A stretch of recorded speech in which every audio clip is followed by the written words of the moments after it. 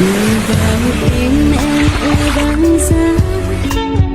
Trời mùa đông mây vẫn hay đi về, vẫn mưa rơi trên đường thầm thì. Vì đâu mưa em không đến, đường vào tim em mây rất kín.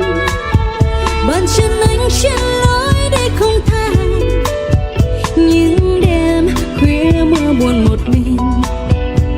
Có khi cho ta quên cuộc tình, từng cơn mưa hắt hiu bên ngoài sông thưa. Lắm khi mưa làm hồn ta nhớ mãi ngày qua, nhớ con phố xưa vẫn âm thầm đợi chờ, nhớ đôi mai ngoan em sợ trời mưa gió.